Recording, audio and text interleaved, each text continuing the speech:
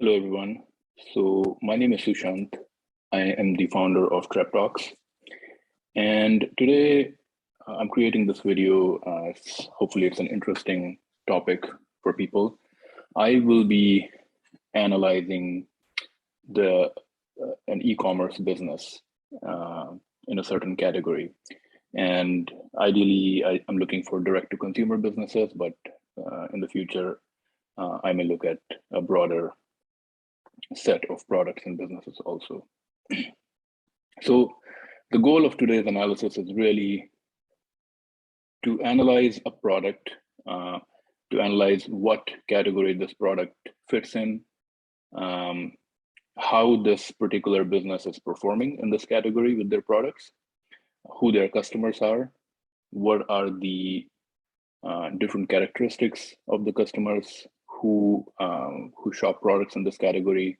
Are there any specific things about the category itself, the customers, their pain points, and also to look at how this specific business is performing with these products in the overall competitive landscape. So we're going to do this and really hopefully we're going to be able to learn a little bit about how to do competitive research and hopefully to be able to find some new ideas for new products to start e-commerce businesses. So today the business that I'm evaluating, analyzing is this business called Vorda. And there is no specific reason why I'm analyzing this business. It's really just a random website that I came across. I like the branding and I really just got an idea, why don't I look at this, how they're performing? Is it enough that, when I look at this website, it has beautiful design and so forth, but is it really performing well in the marketplace in terms of a business? To help my analysis, I'm going to be using utilizing some basic tools, and I'll show them as we go. But the other thing that I will be doing is I have created this e-commerce business analysis framework based just on my previous knowledge in e-commerce and business models. And I'll be going through these different sets of items to really look at the product, the business, the category, and try to come up with a coherent way of analyzing the business. Now, of course, this analysis framework is not final in any way. I'm thinking that this is going to evolve over time, and hopefully it's going to optimize that over time and help us to look at different businesses in a much better, efficient way. So, without further ado, before we begin, maybe I can tell you a little bit about my qualifications, why I'm doing this, and why you should watch this video. So my name is Sushant. I have been in the e-commerce space for about 10 years or so, and I've worked for all sizes of businesses. I've started previously my own business doing drop shipping in yoga and healthy lifestyle niche. I've also worked for some really big companies doing their e-commerce. So companies like Hudson's Bay in Canada. I worked for Mercedes-Benz, Daimler, helping them with their e-commerce business. Right now, I am with FedEx in Canada, managing a certain aspect of their e-commerce business. And having run my own e-commerce business, I've learned a decent amount. So I have a pretty good idea of how different e-commerce businesses work. I also have a podcast called Trap Talks. You can go and watch it on traptalks.com, or you can also watch different episodes on this YouTube channel. And so I've really been in the e-commerce space for a long time now, and I really want to learn a little bit more about different categories and hopefully come up with different ideas to again start a new e-commerce business. So my goal is that by doing this analysis process, I'll also be able to inspire other people to start and grow their e-commerce businesses. So without further ado, let's dive into this. We're going to look at this website, Vorda, or this product brand. So the first thing that I want to look at is just the category and the product itself. So when we go to the website and we're trying to find out what their products are, they've made it really, really clear in their top navigation. They're selling essential oil. They're selling wood diffuser, and I'm assuming it's for their essential oil products. And then they have this third category, tea infusion. So the first thought that comes to mind is that there are two sets of products: essential oil, diffuser, and then tea, and they're not necessarily connected with each other. At least I don't think they're necessarily connected. A lot of the times what direct-to-consumer businesses would do is they would start with one product or one product category, and then as they find product market fit with that category, they will add another product to really boost the sales, have better, higher revenue, and so forth. So it could be that, but without knowing anything more about this business, it's really, they look like a completely very different kind of products. Now, I'm going to quickly browse through a couple of these items just to see what these items are and what can we learn about this business itself from a product and category perspective. So of course, this is an essential oil category or product category. And seems like they have a few items, not a large number of items, but different essential oils. Seems like it's different flavors. And the other thing that I noticed here is if you look at their reviews, they have 5 reviews, 3 reviews, so not a large number of reviews, 17 reviews. So it seems like the ones with the larger number of reviews are probably their best sellers. So if we look at their 35 review product, Zest, seems like something lemon related. $20 price point, 1/3 fluid ounce. And they're giving option of one-time purchase, subscribe and save.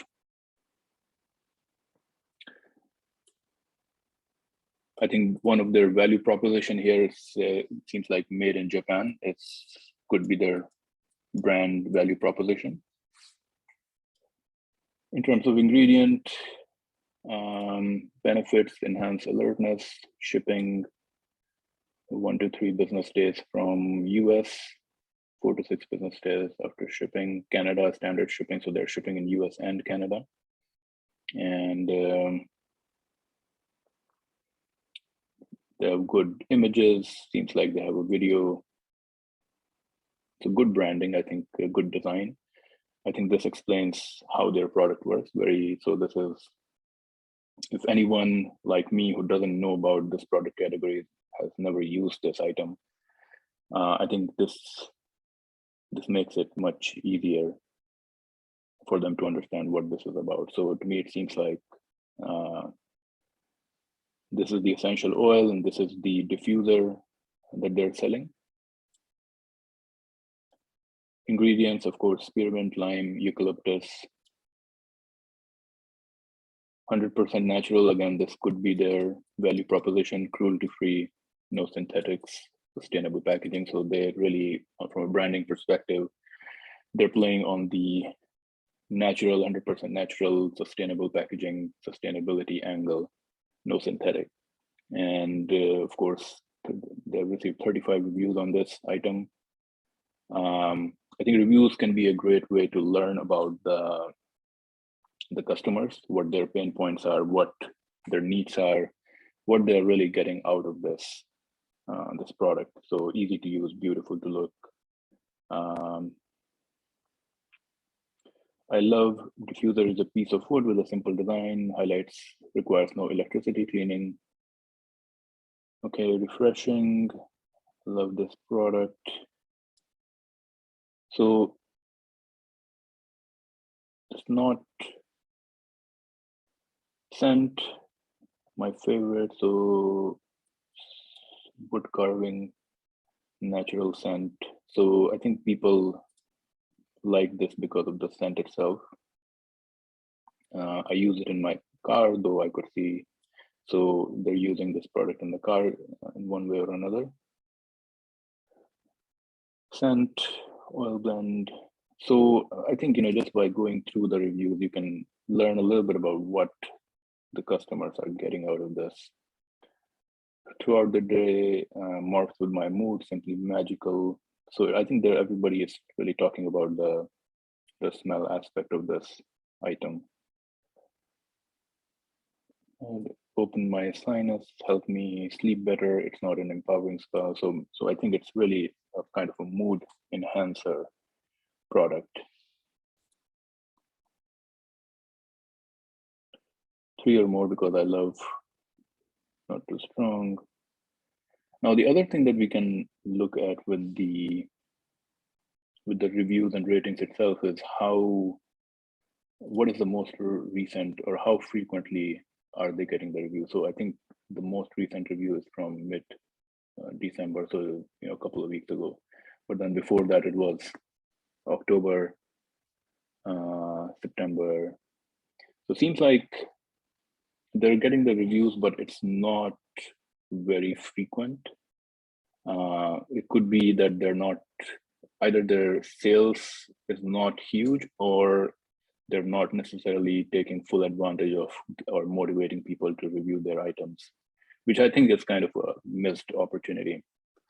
So that is one product. Let's look at, so they're also offering a gift set here. So it's really just a bundling of these different products. Then wood diffuser, handcrafted wood diffuser. So 51 reviews, 46 reviews. So it definitely seems like the wood diffuser is doing much better than the other essential oil product. And they've definitely made it really easy with the images to understand what's going on. So there is no electrical mechanism here, it seems like. You simply drop the oil here and there's some sort of a storage mechanism, but there's nothing else going on. There's no electrical electronics thing. So it seems like it's more of a design aspect of this. And once you put some of this oil here, it's automatically or naturally going to diffuse in the air. Seems like there's a couple of sizes. The delicate pale yellow adds, so I think this is more on the decorative side of things, concept. Handcrafted, I think that could be a value proposition from a single block of fine wood. So I think that's definitely the value proposition. The wood absorbs essential oil slowly, but naturally disperses aromas. So it's really a block of wood, even though it's hand carved and things like that. But it's really just a wood. There's no cords, plugs, so forth. And Japanese cypress. So seems like there's some special characteristics to this. Holds for about 6 hours. Avoid mixing scents, size, and so forth. So pretty straightforward product. Now, what I'm more very interested in is, how does it compare to what else is going on in the market? So that's the second product, and then there's the tea. So I think for the purposes of this review, I'm only going to stay with these essential oil and the wood diffuser, just to keep this analysis more concise, because this seems like a completely different category of product. So from our framework, it's whether it's a category or product, of course, I think it's more this business more, since they only have 2 products in the essential oil, they're more at the product point. They haven't really been able to build their category completely. And to see what category this really fits in, let me do a quick search on Google: essential oil and diffuser set. So seems like there's a lot of options in this category. Let me go to US.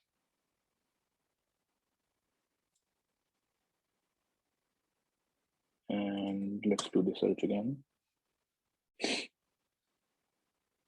So if we go to Amazon, this product, one way to know which category this fits in is really to see this product category. So they are putting it under some of the main categories: health and household. And then within that, they're putting it under healthcare, alternative medicine, aromatherapy. So it's really health and household, aromatherapy, and diffusers. So I think this product more is on the product side, and then the category would be your health and household and aromatherapy. I think that makes sense. So the next thing we want to look at, in terms of product type, is it really a generic product? Is it a minor variation over other products that are available in the market, or is it something that is significantly different within this category, or it's a significant improvement? So they're really have some value proposition that is not matched by any other product within the category, within the existing category.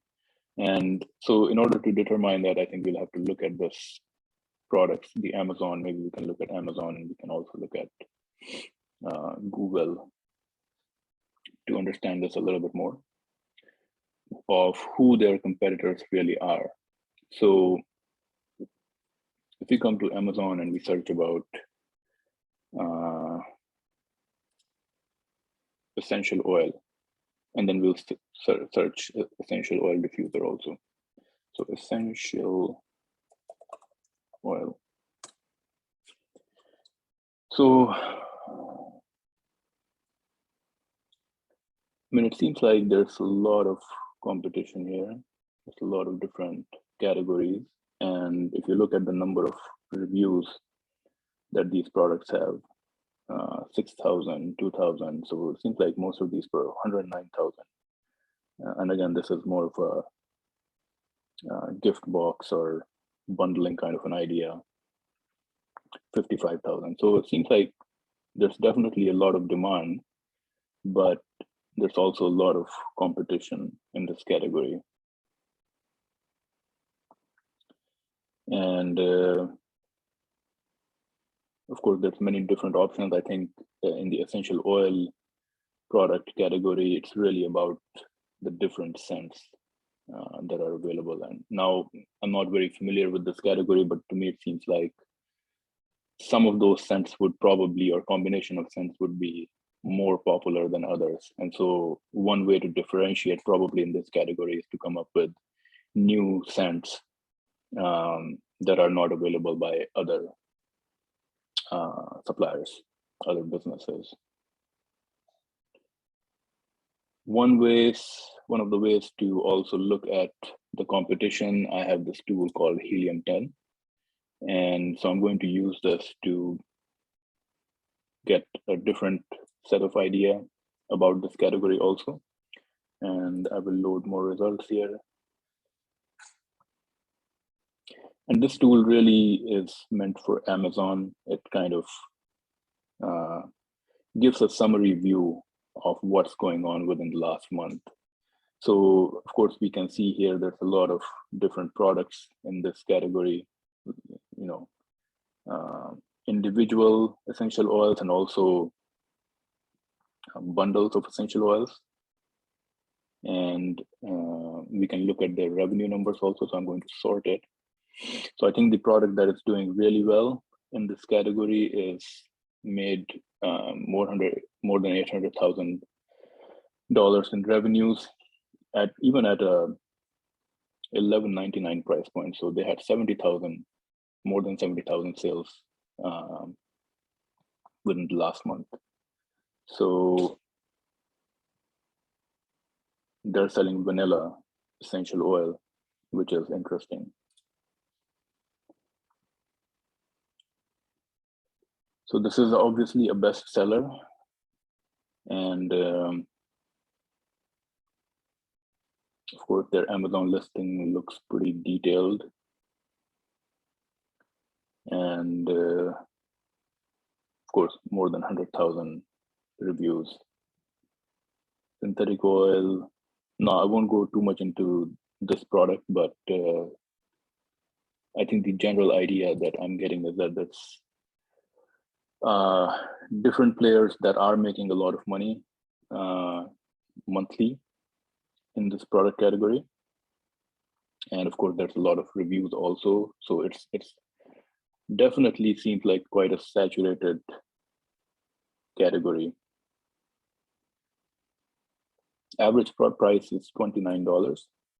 So if we look at some of these more of the bundle items, it's at a $9.99 price point. So they're offering six of these bottles at a $9.99 price point. And if we compare it with what this business is offering in terms of bundled items, they're offering 3. And it's at $59. So huge price difference, seems like. Even though I think this may be a little bit maybe larger packaging. Maybe not really, but huge price difference. So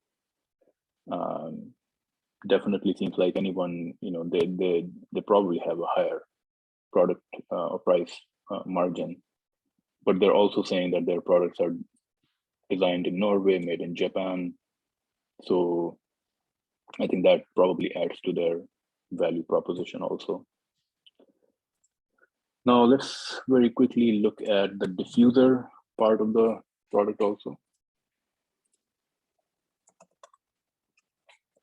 which for this business seems like a more better seller item based on the different number of reviews and so forth. And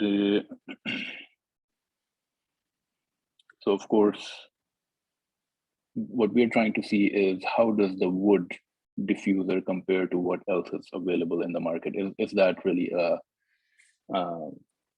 value proposition that the customers want? So we see here diffuser, essential oil diffuser. If we look at one of these, for example, seems like this comes with the diffuser and these multiple essential oils. And it's at a $33.95 price point, whereas the diffuser here itself, just the wood, is $56. So definitely this is at a higher price point, more of a luxury item. And what is the functionality? To me, it seems like they have some electronics going on here. So it's not just wood. And so if we play the video.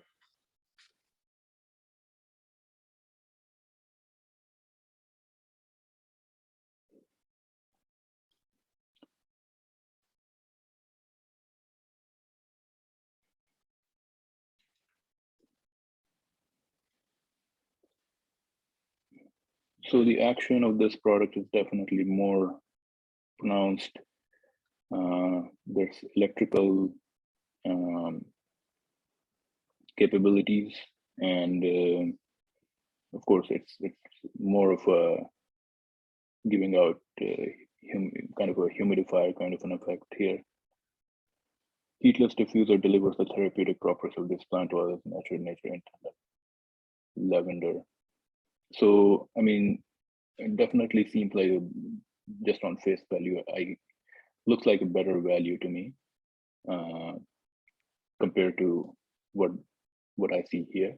I mean, this one's completely seems like a design play, but this one definitely has a functionality to it also, in terms of like just offering the diffusion functionality. Of course, a lot of good reviews, 76%, 5%, 5-star reviews. So seems like many people like it. If we read some of these reviews, maybe we'll be able to tell what exactly are the customers getting out of this. So of course, the price point is an attraction here. Beautifully designed. So I think that's in the home category. I think that's definitely an asset to have some sort of a design element to it. There's a humidifier element to this also, which I think this one, this product lacks. Smell very natural. I think that there's a smell aspect to it. It's really a good price. So many oils, auto run. So there's some features, electronic features, functionalities. That's part of it. So if we look at it,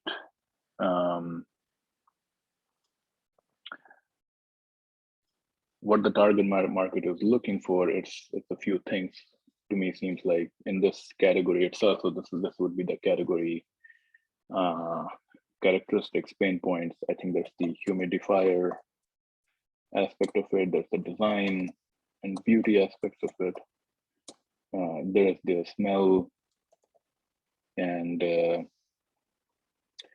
mood aspect of it that people want. I guess with the bundling, I guess there could be a gifting aspect of it also, and it probably makes a good gift. Stop snoring.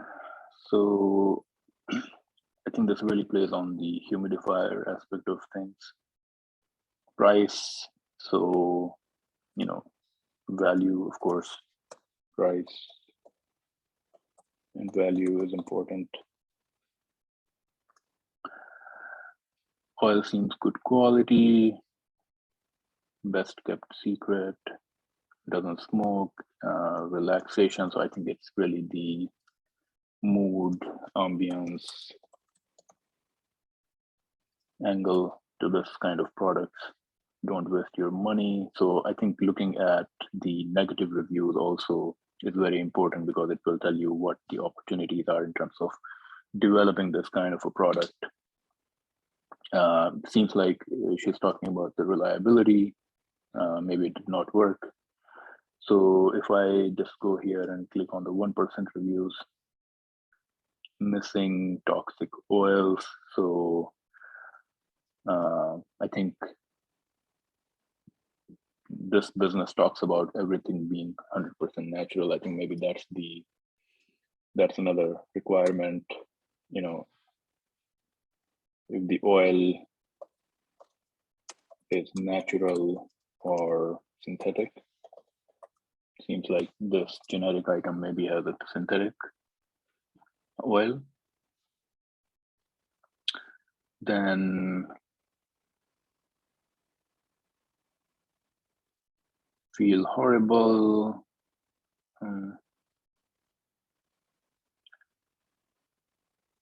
I think most of these are about either the quality of the oil or the durability of the, so durability, and I think the different features related to functioning of the diffuser.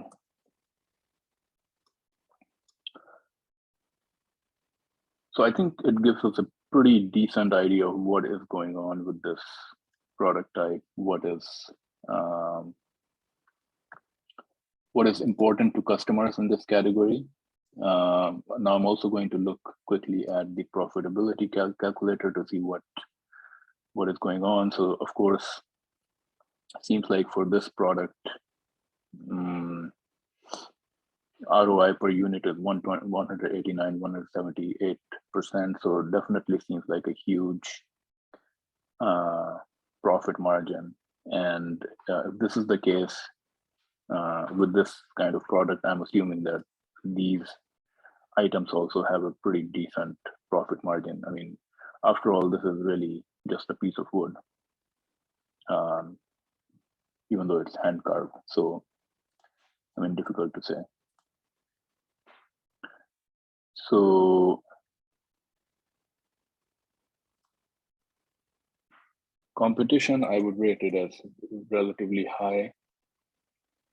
Product type, it's definitely not a generic product. I would say this is more of a, and this is not even an improvement on this category, because I think in terms of functionality itself, the products that are available in the market, I mean, the beautiful designs and they have functionality, and of course they're offering a lot more value.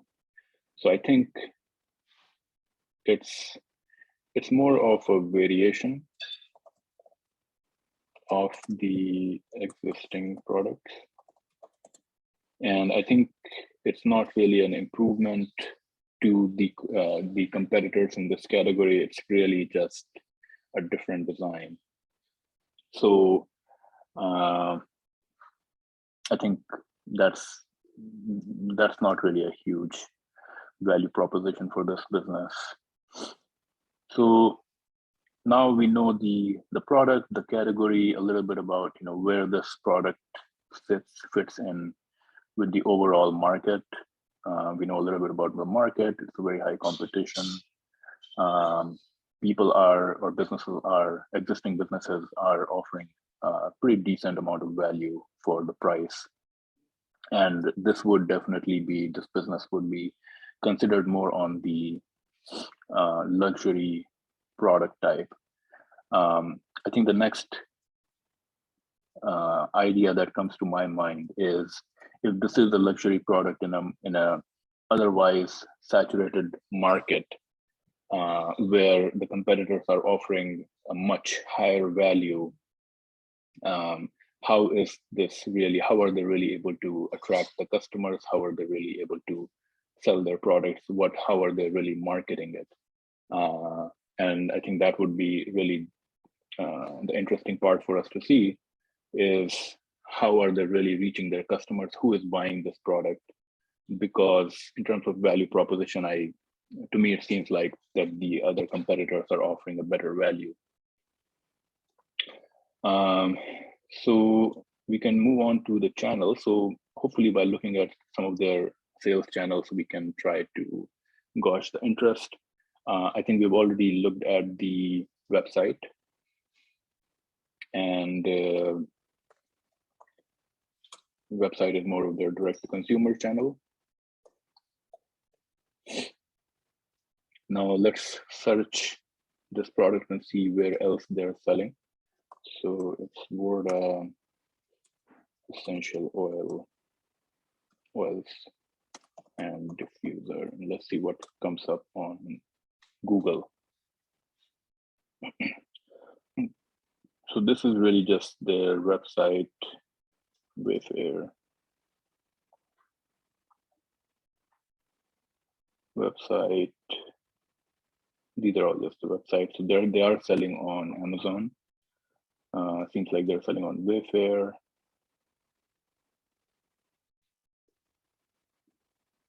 So these are the online marketplaces. Seems like they have a Japanese website also.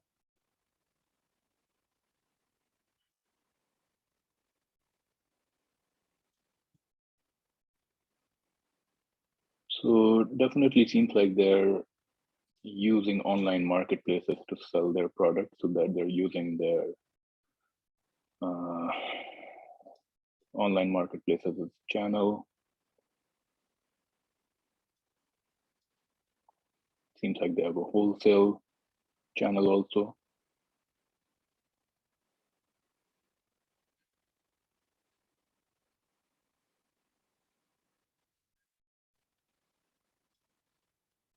Okay. And now I am not seeing any more results for this item. So let's quickly look at where else they're selling their products.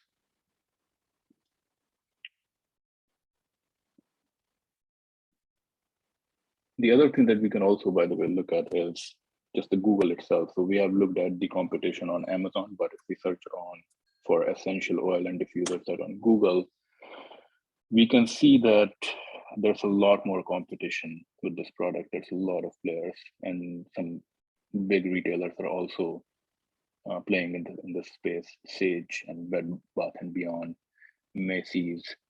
So it seems like there's no shortage of options. Anthropology.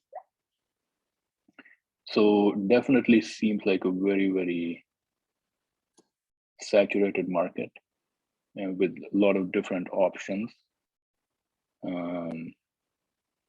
They're really playing on a different way on the diffusion part of it. So it seems like the essential oil, and you probably just soak these things into the essential oil and get the diffusion going. Again, different brands, different price points, but one thing is clear: it's very, very high competition and a wide range of products in this product category for sure. So Amazon.com, so seems like they definitely have a presence on Amazon, and one bottle of this diffuser is $30, which again seems like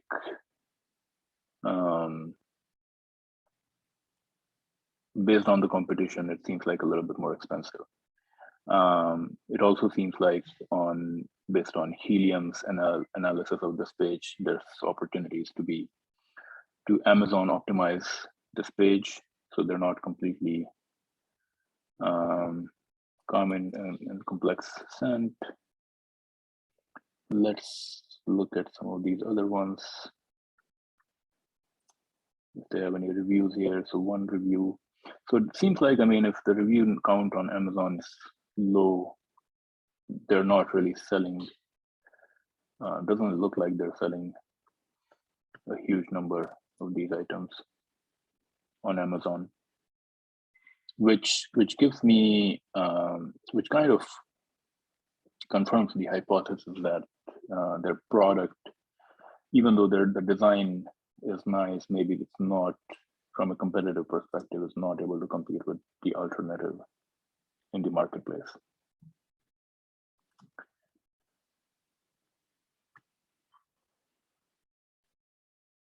Let's go back. So here they have 6 reviews for this product, but it seems like they have only 3 star.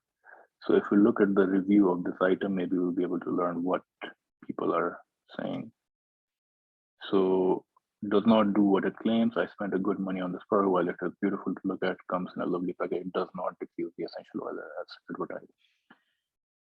Beautifully carved piece of wood, nothing else, which I think we also thought about.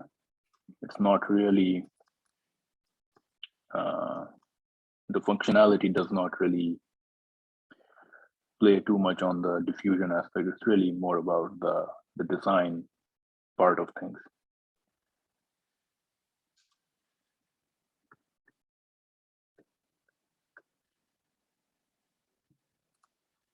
Same thing on Wayfair. They're also listed on Wayfair. I don't know if they have any reviews here. no reviews. So to me, it seems like they're, even though they are using the online marketplace channel, it's not really working very well for them. Of course, I have no way to know because I don't have data, but based on at least the reviews, if they don't have the reviews here, it seems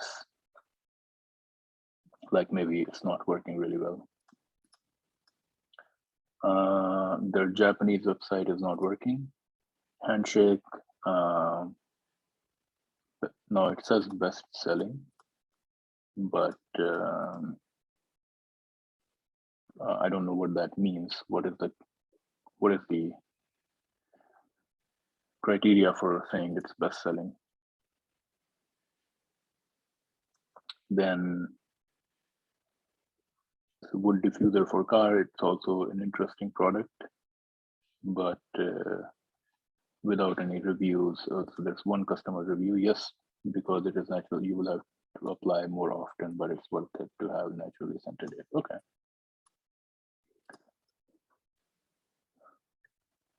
Fair, I think this is their wholesale product channel. 5 reviews. It doesn't really tell me much about the demand for this product. I think you'll have to sign up to understand their wholesale pricing, which would be interesting. We're not going to do that right now. So they have the website, they are on online marketplaces, Amazon, Wayfair are the bigger ones. Retail, we did not see any retail presence. Wholesale, we did see a wholesale presence on Fair. Modern marketplaces are the social media. We're going to go look at social media in just a second. And do they have any referral, partnerships, social media paid ads? Okay, so let's look at some of these. Let's look at their social media presence and see what we can learn from that.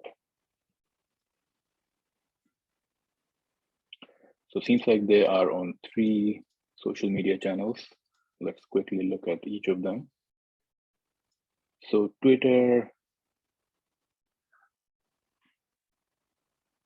the last post was made on December 26th, really promoting the holiday sale, but no real interaction with the post. So I'm not really sure if this is really just for branding purposes or like what is the purpose of this. So link in bio by Vorda, it seems like there's some way to purchase this. Direct them to the website, which is a nice thing. It seems like they have their own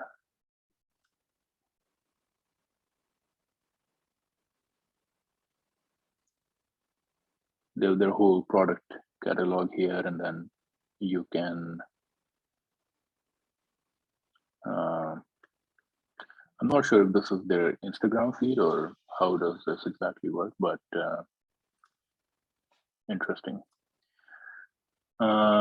Again, so the links that they're giving is this link in bio platform. I'm not too familiar with this platform. Seems like it's from later and basically gives a quick product catalog in a more visual way, and then directs them to the website. Very interesting concept. I've never seen this idea before, but very interesting. So it's kind of like their second website, product catalog kind of a thing. So Twitter. So if we look at their Instagram could be a great channel to drive sales. And they do have more than 6,000 followers.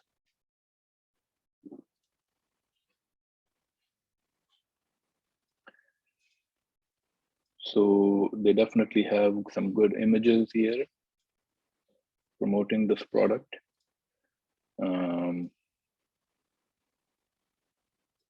What I'm interested to see is what kind of engagement they're getting. So they definitely have professional, beautiful branding and images, but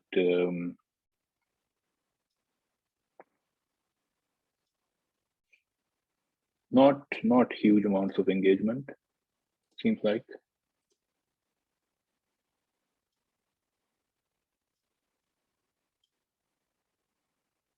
So it doesn't really give a lot of information on if their social media is really driving a lot of traffic and sales, even though they have great images. So it's difficult to tell what how much of their sales are really driven by social media. Going on Facebook, let's see if they have any reviews here. So I mean, this is kind of an indication also if they're not getting any reviews on their Facebook. To me, it says it's low engagement. Maybe it's not huge demand for products. Very few likes and so forth. Even though their branding and image is beautiful. So they do have an active social media presence, but it's difficult to say what exactly it's doing for their business. So yes, social media is there, but not clear what they're getting out of it. They don't have the TikTok presence. TikTok is really the upcoming social media now, driving and has a huge potential to drive e-commerce sales also.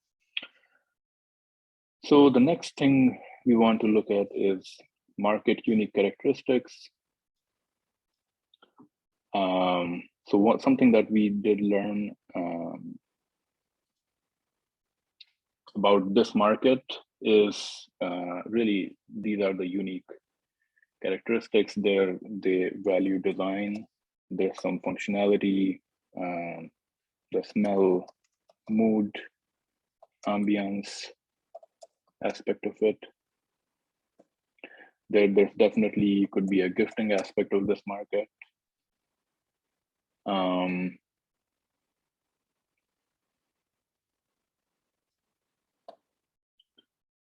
New market, this is not a new market, this is an existing market. They're going after the same customers. Unique values.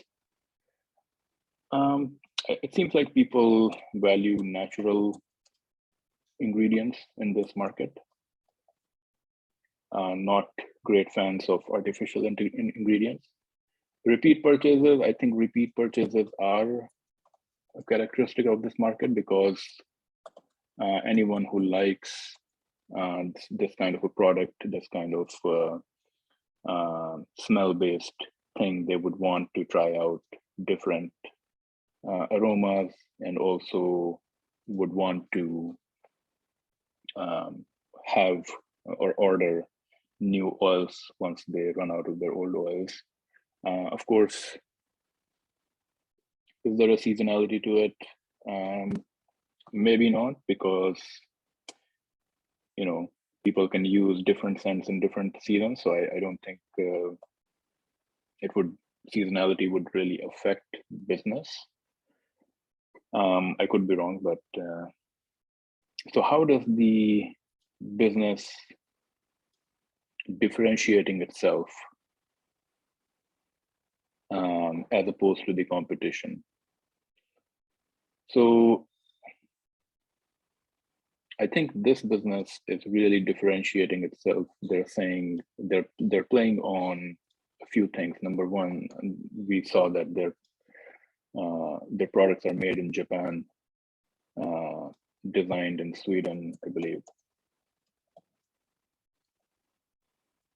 made in Japan. So which I think could be a value proposition, like they're not unlike every other product made in China. I mean, China definitely gets a bad rap about, just because you think something is from China, you automatically think it's maybe not the best quality item. The other thing is this item is handmade, natural. So they're saying everything is 100% natural, handmade, cruelty-free, I believe that was the other thing.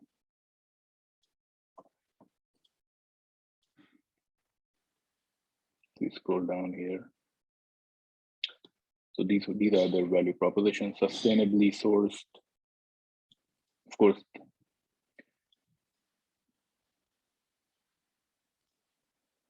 sustainability is other differentiation, but is this really a differentiation strategy? I don't know, because other products in this category also are doing similar kind of things. Pricing is definitely not, I mean, they are differentiating on pricing, but pricing is much higher. So it seems like they are more betting more on the brand itself.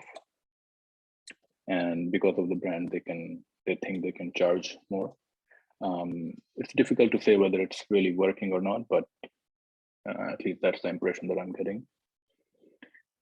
Now, the branding, let's look at the website a little bit more.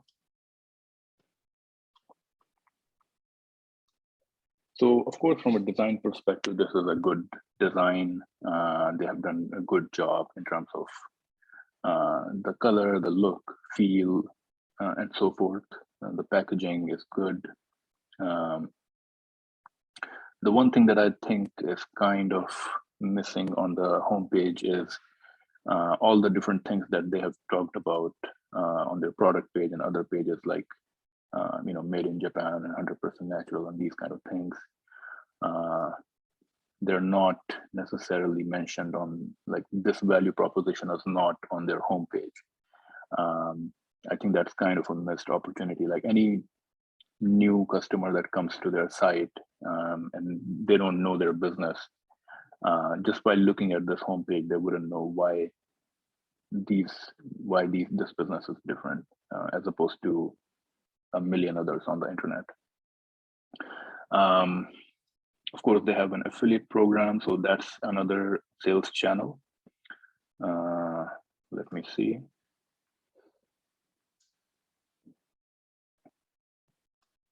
But we will come back to that. If we look at their about page, let's see. They have an about page. Yeah, about us.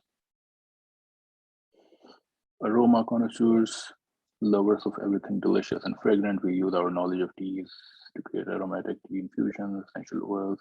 So it seems like they're saying they have some expertise in the in terms of working with different aromas and so forth. Products 100% pure and natural. We already saw that.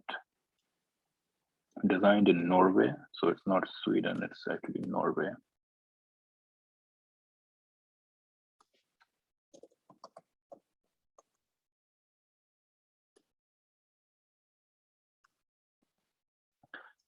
Equal importance in both design and sustainable practices on our product and packaging. So that is kind of their differentiation. Sustainability and design on both product and packaging. Story. So it's a story of two people, they enjoy good tea. The first collection. So they're kind of playing on the fact that this is not your generic China-made product.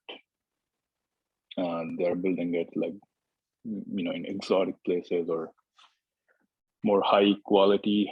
Seems, giving off the impression of higher quality because it's not just generic China-made product. So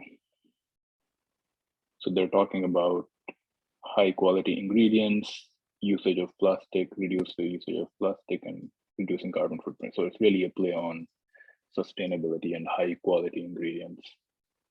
But is that really setting them apart from the competitor? Because I mean, everyone else could also be having high quality ingredients and having some sort of a sustainability practice.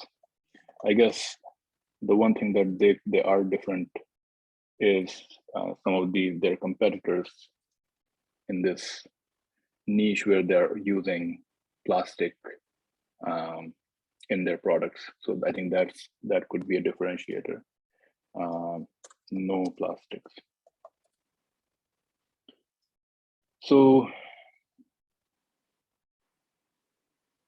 I think we saw the affiliate model. Let's add the affiliate model to their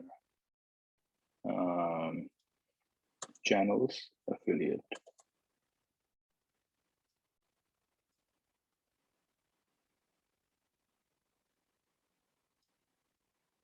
And they're using a platform called Impact. Now, I think affiliate is more of a scaling strategy.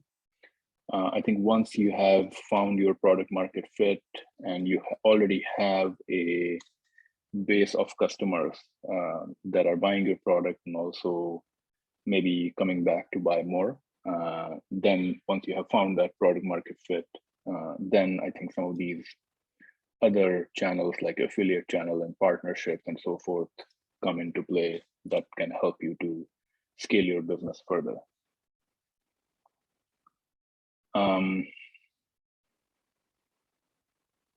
Competitive advantage, do they really have a competitive advantage? It's not completely clear to me. Are they the first mover? They're not the first mover in this category. When I say first mover, it's really about if you have created a product or a category that did not exist before and you're really the first person in that category, or your product is so different, so innovative, or so such a higher quality in terms of design or functionality that it really sets itself apart from the existing products in the market, then you would be considered a first mover. And in that case, the customer recognizes really the superiority of your product as opposed to the competitor. Then you can have the first mover advantage. But otherwise, I don't see that kind of a thing with this product. Existing audience, I don't really see, based on just some of the indicators, I don't see a huge audience that they have built. I don't really know what kind of sales they're doing, but I did not really see an indication of that. Ease of duplication and barriers to entry, obviously low barrier to entry. So if an existing competitor wants, they can very, very easily introduce a product that they have wood-based wooden diffuser. It doesn't take much to really just take a piece of wood and carve it. And the same with an essential oil. Like if they have some essential oil blend that is very unique, I don't think it will be very difficult to clone it or replicate it. So I think from that perspective, it's not a huge competitive advantage. So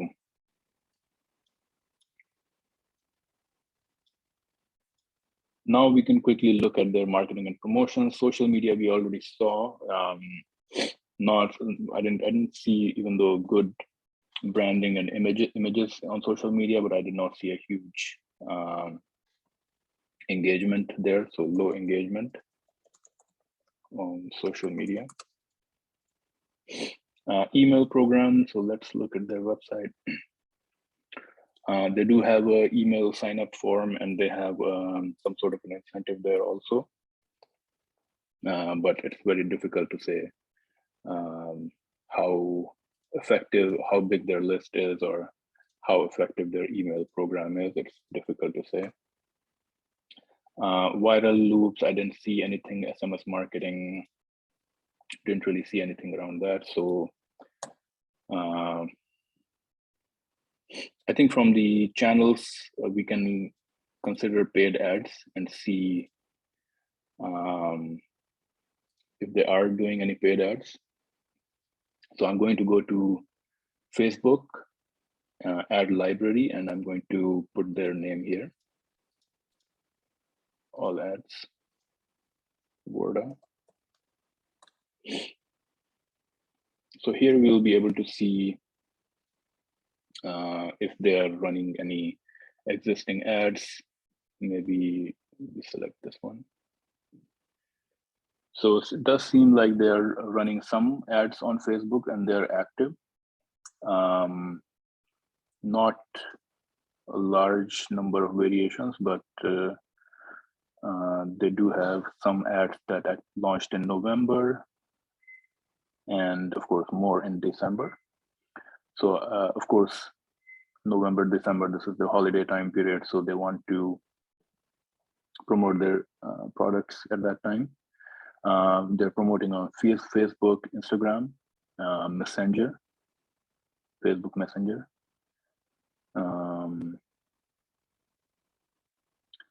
The ads look quite professional here. They have with some audience network also.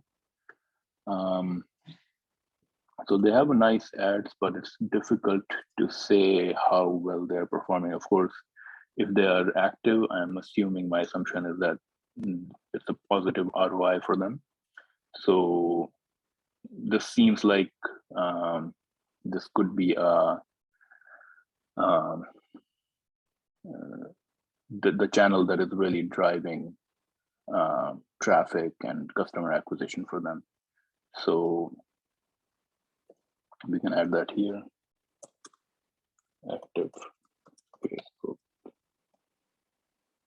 Instagram, maybe driving customer acquisition and sales. The other thing we can also see from their ads is, are they really, like, what kind of messaging they're doing? They're really showing the functionality of their product. So, and people can get a very quick idea of the value proposition of their product. So I think that's kind of effective.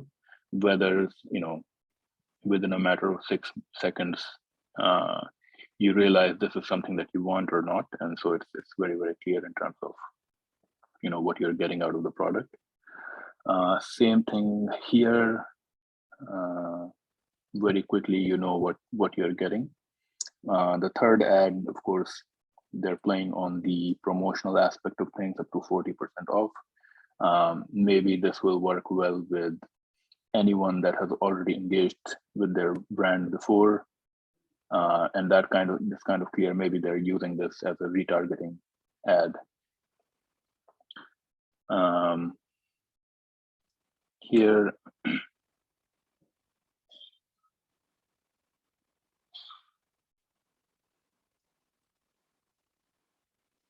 just I think more on the design aspect of things, how this product looks in the home. And I guess, the people who want it as more of a design thing for their home, it will appeal to them. And then here, this one is a little bit more longer ad, 15 seconds. Best-selling handcrafted on sale for a limited time, get yours fast. So I think this is really playing on the creating in the ambience kind of a thing. So you bring this with you if as something that you can add wherever you're working. So it's of course, because this product is not diffusing the aroma to longer distances. This kind of like becomes your thing that you put maybe at your office desk or wherever you're working. and it adds to the design and it gives you a little bit of an aroma. So I guess that's kind of the target audience. It's not, maybe not for the home necessarily, but this is something that you take with you and add it to your desk or something along those lines. These two, this one is also active. Again, this is the same as before. So I think very they're showing the how their products work, and also what the usage is like. Could be effective. I think either you quickly associated with this product and you want to buy it, or or you would be the kind of person that this does not make sense to, so you'll probably just ignore it. Now we can also look at their Google ads. So if I put Vorda on this tool, SpyFu,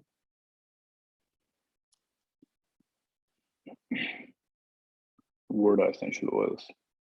So we can look at, on SpyFu, we can look at their search engine optimization, and we can also look at their PPC program. So by Vorda.com, this is their website.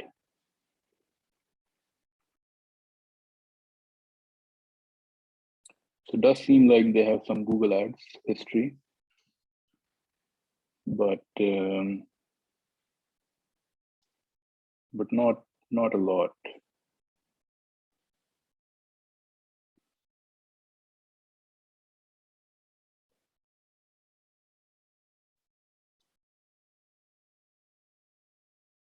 So PPC keywords. So it seems like their Google Ads program is not huge. They've only bid on 12 keywords, and the volume is not huge. The biggest volume that they're driving is through battery-powered diffuser, which seems a bit counterintuitive because their product is not really battery-powered. So I guess anyone would go on their website, they would probably just leave. So it seems like based on this data, their Google Ads is not really very well developed. Yeah. And if we look at their search engine optimization,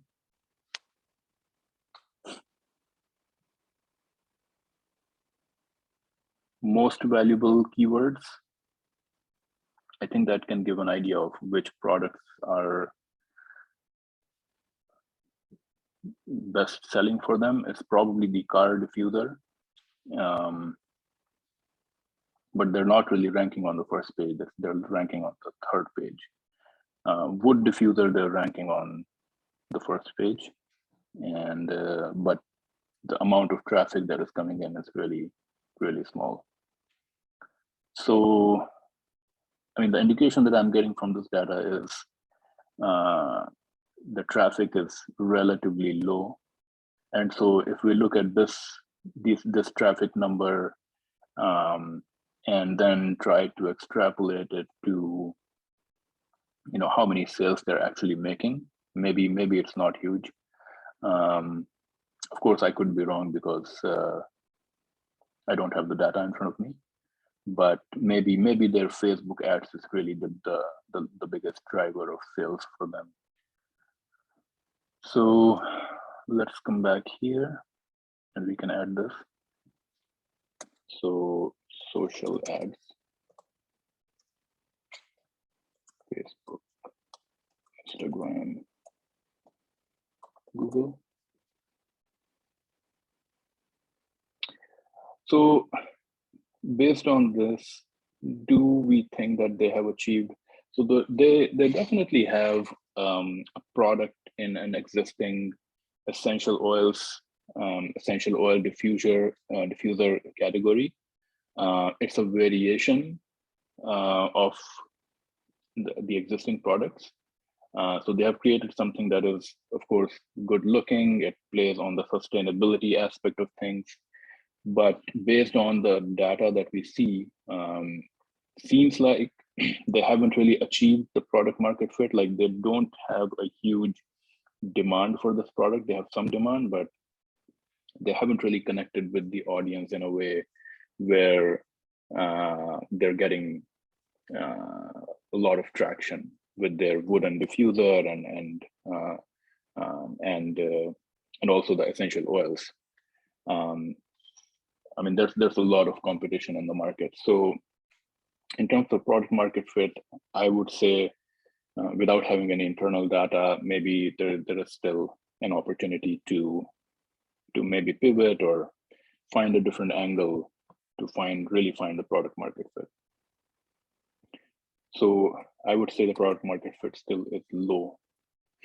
Now, these different scaling strategies like bundling, upselling, cross-selling, loyalty, wholesale, all these different strategies only come into effect, in my opinion, when you have achieved the product market fit. Like if you are not able to find your core group of customers where you have a consistent sales coming in on an ongoing basis, and you don't have a core group of customers that can buy from you again and again, I think unless you reach that point, of course you can implement some of these strategies, but it's not going to be as beneficial or as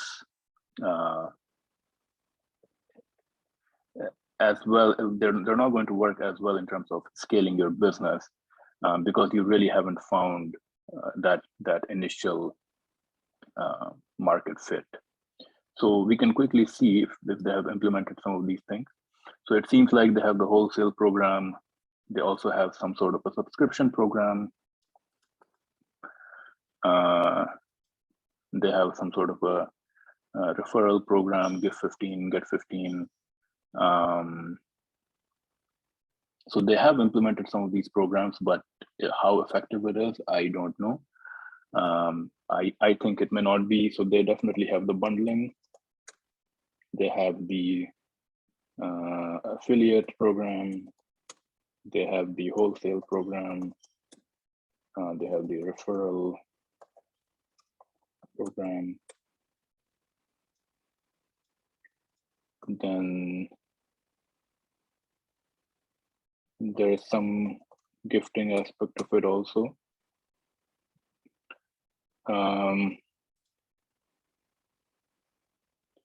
But how effective it is, I think it's not completely clear to me.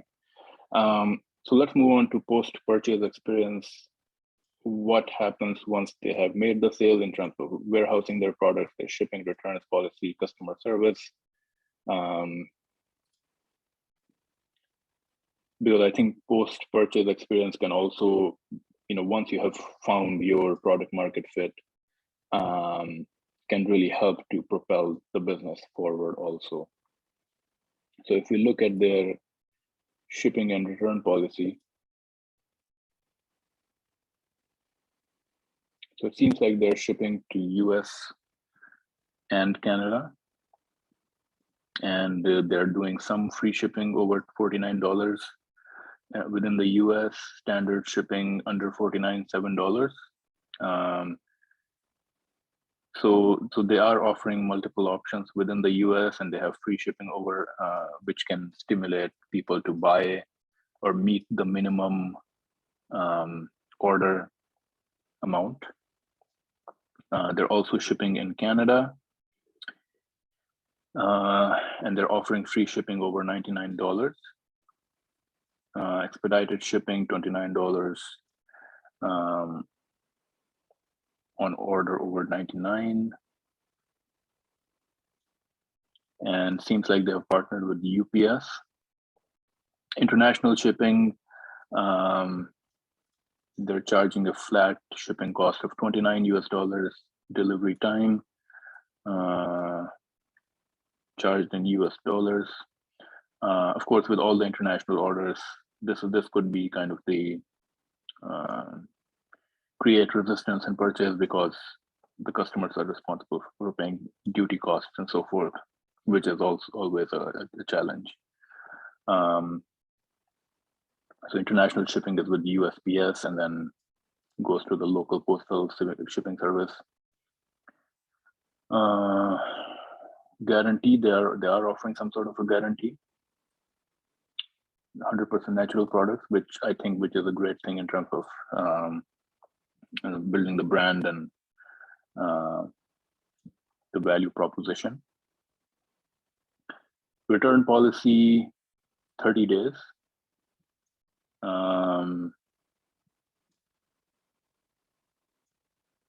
We can't offer you refund or exchange after 30. Okay, so they're offering 30 days. You must to complete a return. You will be responsible for paying for your own shipping costs. So I think that's kind of not a great experience if the customer has to pay shipping to return the item. Ship sustainably. So again, playing on the sustainable angle. So,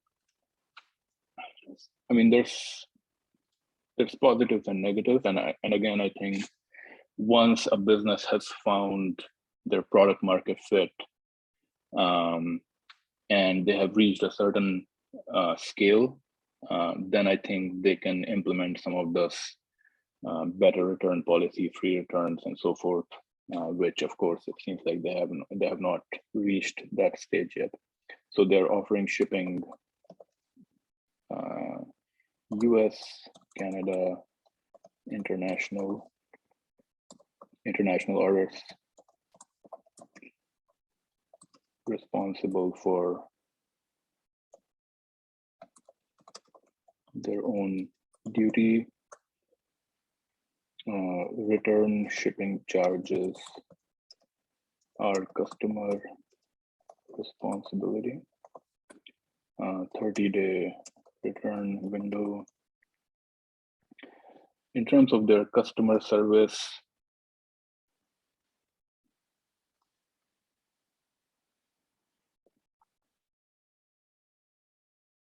contact us. I think the only way to reach them is through this email, and they haven't provided any time frame on how quickly they will get back, which I think is an opportunity they can include.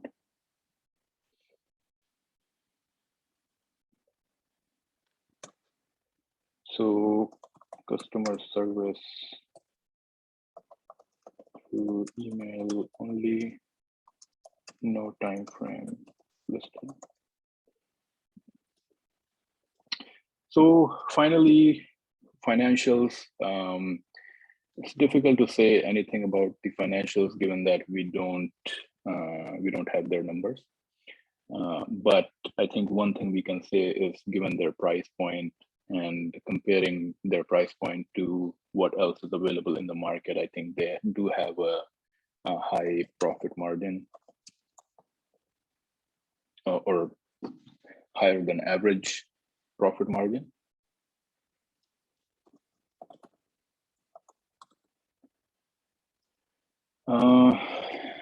And I think that's all what I can say at this point. So I think we've looked at their business, this category, the aromatherapy, essential oil diffuser product category. We have looked at the competition in the market.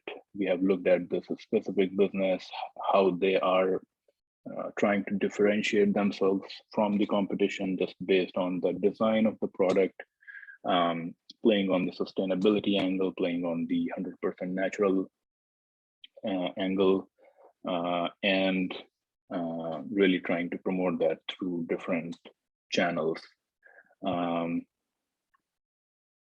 So overall positives, I think the one positive definitely is that they have good branding, and I like the 100% natural aspect of things. But how are they reaching their target audience, and how they are connecting with their target audience with this value proposition? It's not really completely clear. So in terms of negatives or opportunities, I think the biggest negative may be the price point. I think the price point is definitely higher than the overall market.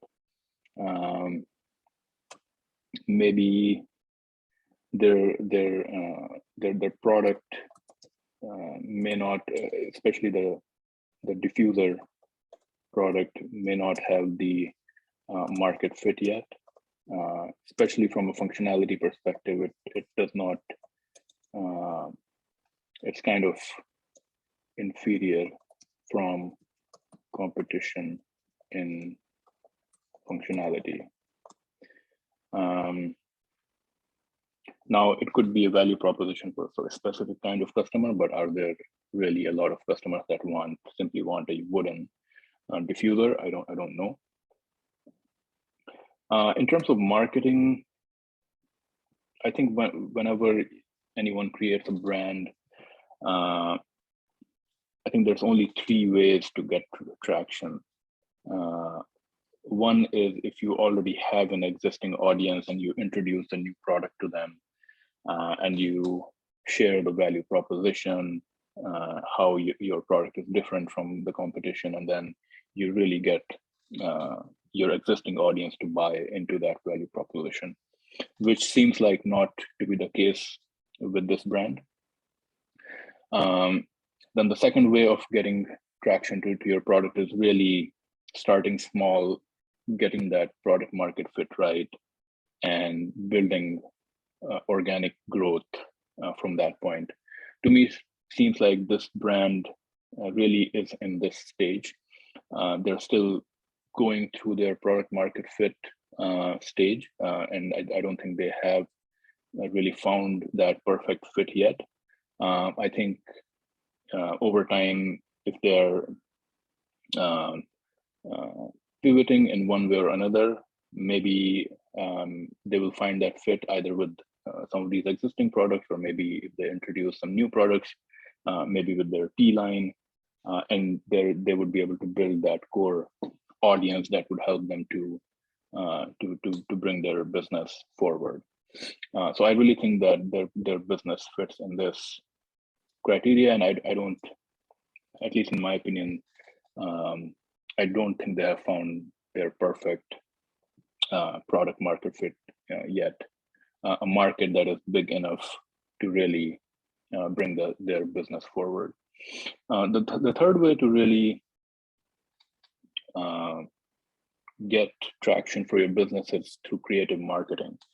Is, if you have a brand, if you've created a new brand, or your product is a little bit different from what is existing in the market, and you can do some really creative marketing that can help you to build that audience base and really create demand for your product, which I have not really seen in this brand, with this brand.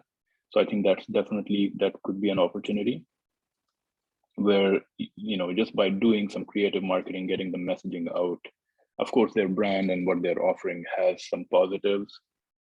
And if they can get those positives out in a very creative marketing fashion, they can build that core group of audience. But I've not seen that in this case, so I would put that in terms of an opportunity. So hopefully that was helpful to people in terms of looking at this market, thinking about, if you're thinking about a business idea, an e-commerce business idea, and you're thinking about the aromatherapy category. Hopefully this has been a little bit of an educational experience. You can think about what the opportunities are in this market, and maybe do a little bit more market research, go to Amazon, look at reviews and so forth, because the reviews are really the voice of the customer. That is where you can really learn what the customer pain points are, what the existing products are not offering, and maybe create a product that fills that gap and finds that market to build your business. So hopefully this was a useful experience. I'm going to continue doing these kind of videos and exploring new categories in the future also. So I hope you will join me in that. Make sure to hit the like button, subscribe, and do add your comments in the comment section, and then I will definitely respond to them. So thank you so much for joining me today, and I'll see you again in the future. Bye.